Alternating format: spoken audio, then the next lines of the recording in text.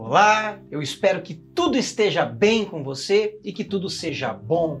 Seja bem-vindo, pode entrar, sinta-se em casa. Aqui, tudo que nós falamos e fazemos é pelo Rei e pelo Reino. Dias atrás, nós falamos do primeiro milagre relatado no Evangelho de João, que foi a transformação da água em vinho.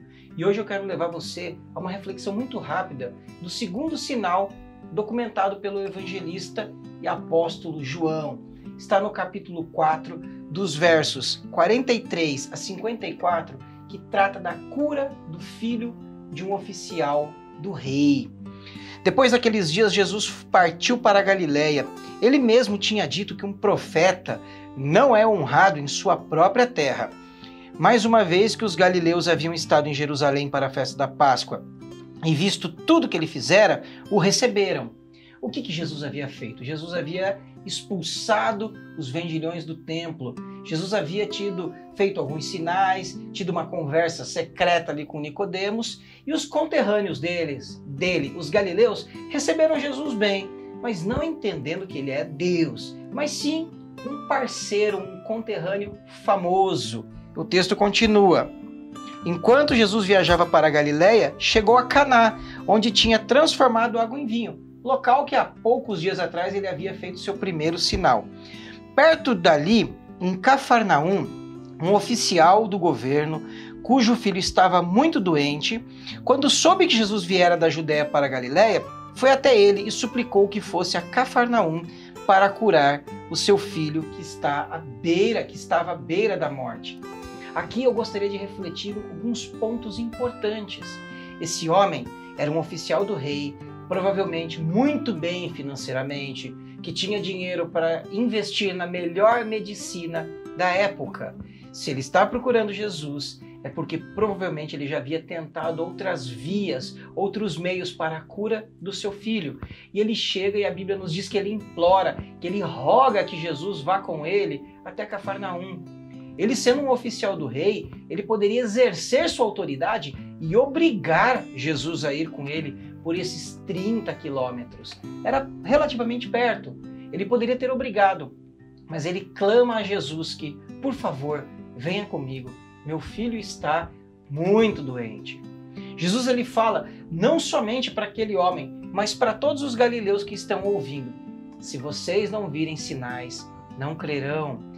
Ele não está repreendendo aquele pai em desespero, mas ele está trazendo uma palavra de alerta para todos aqueles presentes, que ele é Deus, e eles devem crer em sua palavra e não apenas ficar buscando os sinais. Os sinais são a placa que indica um caminho para. Um exemplo que eu gosto de citar é, se você está numa rodovia e vê uma placa escrita hospital a tantos quilômetros, você não vai encostar o seu carro ali e buscar uma consulta naquela placa. Aquela placa não tem a cura. Ela está indicando que alguns quilômetros dali você vai encontrar um local onde você pode obter o tratamento e a cura de uma doença.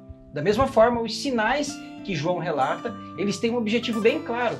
Não é reduzir a conversa apenas no milagre ou no sinal, mas é apontar para o agente, ou seja, o nosso Senhor Jesus Cristo. Continuando no texto, Jesus exclamou, jamais crerão a menos que virem sinais. E o oficial implorou, Senhor, por favor, venha antes que meu filho morra. E Jesus disse, volte, seu filho viverá. Jesus disse, volte, o seu filho viverá. O homem creu nas palavras e partiu para casa. Aqui é outro ponto que eu gosto de reforçar a reflexão. Em primeiro lugar, o poder de Jesus não está limitado à circunstância de espaço e tempo.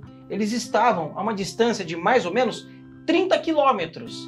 E Jesus disse, o seu filho viverá.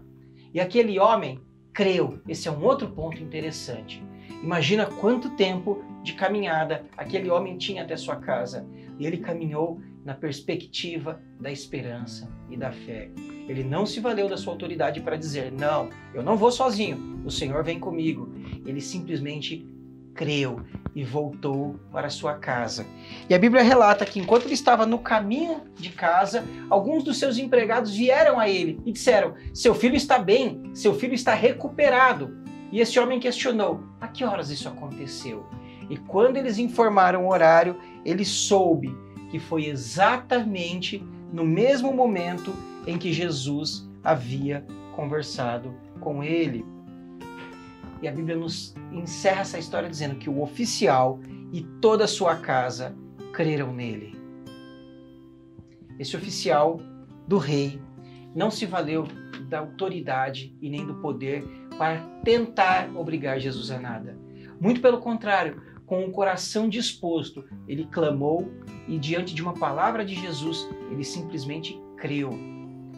Você e eu que somos membros do corpo de Cristo, nós temos exercido a nossa fé com a mesma singeleza e firmeza desse homem, crendo nas promessas e nas palavras de Deus para a nossa vida, entendendo que as circunstâncias, o tempo e o espaço não são limitadores para o agir de Deus.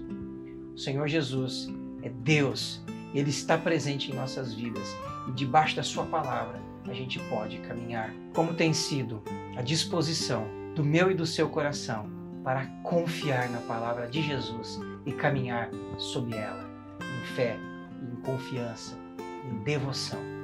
Diante disso, como será a sua reação? Como será a minha reação? O meu estímulo, o meu desejo é que a nossa reação seja muito semelhante à desse homem, que clama e ao ouvir uma palavra, confia e continua sua caminhada, confiante na palavra recebida. Que Deus te abençoe. E se essa palavra trouxe fé e estímulo para que você continue na jornada, o meu convite é que você se inscreva nesse canal. Nós traremos outras reflexões para abençoar a sua vida. E compartilhe com alguém também. Pode ser que esta palavra seja um estímulo e um alento para um coração necessitado. Que Deus te abençoe e seja contigo.